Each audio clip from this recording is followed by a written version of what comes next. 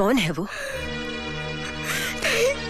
बोल, अपनी ताई से मत छुपा मेरी बच्ची। क्या वो रवि तो नहीं?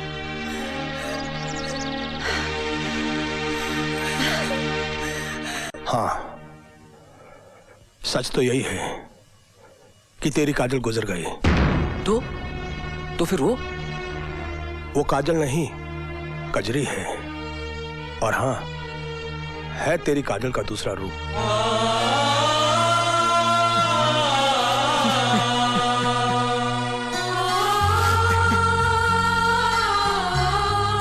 मैं भगवान से यही मांगूंगी कि तुम कोई पाप करो, उसकी सजा मुझे ही मिले। सच्चाई तो एक न दिन सामने आनी ही थी रवि। बड़ी तपस्या की है कजरी ने तुमको एक नई जिंदगी देने के लिए। आज जो तुम ये जिंदा हो, होश में हो, कजरी की वजह से हो। माफ करना मेरे दोस्त, इस जन्म में तो तुमने कोई अच्छा काम किया ही नहीं, लेकिन हो सकता है कि पिछले जन्म के तुम्हारे कुछ अच्छे कर्म या काजल के साथ तुम्हारा सच्चा प्रेम, जिसकी वजह से आज तुम्हारे अंदर का शैतान मर गया और इंसान जाग गया।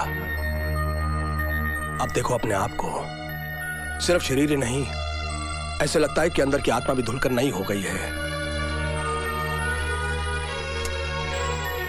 संभालो अपने आप को, मुश्किलें तो अब आएंगी तुम्हारे रास्ते में। सारी जिंदगी तुमने झूठ का सहारा लिया है, सच का सामना करने में थोड़ी तकलीफ तो होगी ना। बट वेल, अच्छा नहीं किया कि तुम अच्छे इंसान बन गए हो। Bad luck, but best of luck.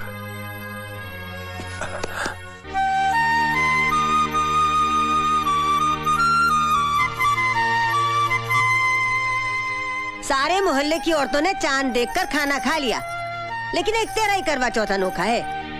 सवेरे से भूखी बैठी है, कुछ खा ले। नहीं ताई, अभी तो आते ही होंगे ना, उन्हें देख लूं, फिर खा लूंगी।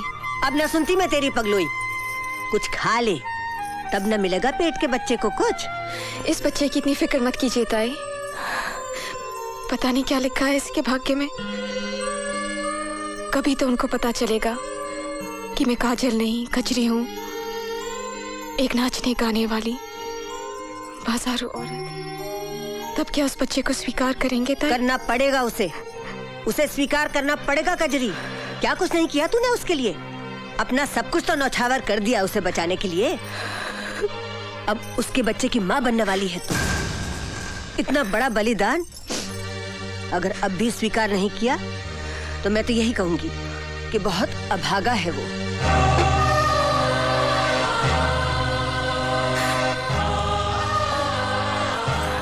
जवाई राजा, तुम कब आए? बिटिया ने करवा चौथ का व्रत रखा है तुम्हारे लिए। पहला निवाला अपने हाथ से खिला दो, मैं खाना लगवा। हाँ, दस्तखत कर दीजिए। ये आपकी जमानत के कागजात हैं। इतने सारे रुपयों का इंतजाम माँ ने कहाँ से किया? ये जमानत माँ जी ने नहीं दी है, फिर इन्होंने दी है, मिस्टर रवि वर्मा।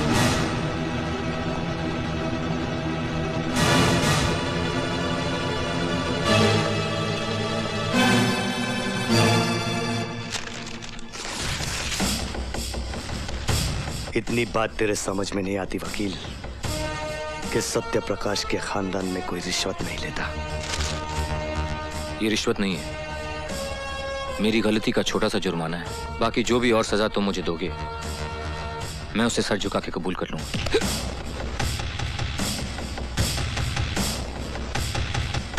नाटक मत कर वकील, तेरे हथकंडे में खूब समझता हूं। पछतावा हो रहा है तुझे? प्रायश्चित करना चाह रहा है तू? अरे डर रहा है तू, डर रहा है कि मैं तुझे बहुत बुरी मौत मारूंगा।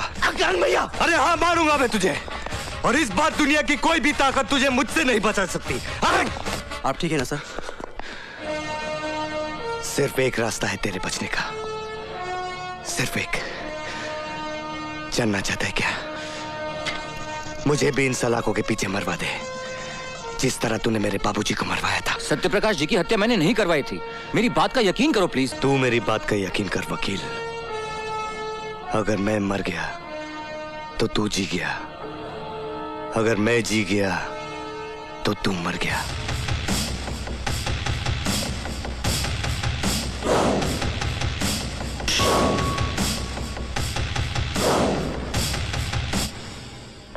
ये क्या बेवकूफी है? दुश्मन को छुड़वाने का क्या मतलब? दुश्मन वो हमारा नहीं है, हम उसके दुश्मन हैं। क्या? उसने हमारा नुकसान नहीं किया, हमने उसका नुकसान किया है। क्या बकवास कर रहे हो? तुम क्या सोचकर करण की जमानत कराने गए थे, जबकि अब भी वो तुम्हारी जान लेना चाहता है? मैंने काम ही ऐसा किया है। दिमाग खराब हो गया है तुम्हारा। दिमाग खराब नहीं, दिमाग तो सही हो गया है मेरा। मैंने तय किया कि जितने भी पाप लोगों ने मुझसे करवाए हैं उसका मुआवजा खुद भी भरूंगा और दूसरों से भी भरवाऊंगा, और उनमें से एक आप भी। तैयार रहिएगा। तुम सिंघाल से बात कर रहे हो, सिंघाल से बात कर रहे हो तुम। अपने ससुर से बात कर रहे हो तुम। आप मेरे ससुर थे, लेकिन आज जब काजल नहीं रही जिसकी वजह से रिश्ता था, तो अब आप मुझे इस रिश्ते की दुहाई मत दीजिए। बहुत जबान चल रही है तुम्हारी। 2 टके की नाचने वाली ने दिमाग खराब कर दिया है। अब वो मेरी पत्नी है, इस हिसाब से जिस घर में आप खड़े हैं वो उसी का है।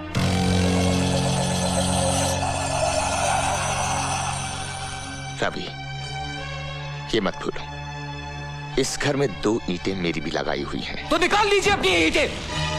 तुम्हारी 2 ईंटों की वजह से मेरे सारे घर में बदबू फैली हुई है। Don't shout mister Singhal. इससे पहले कि मैं कुछ कर बैठूं, get out of the house. Get out!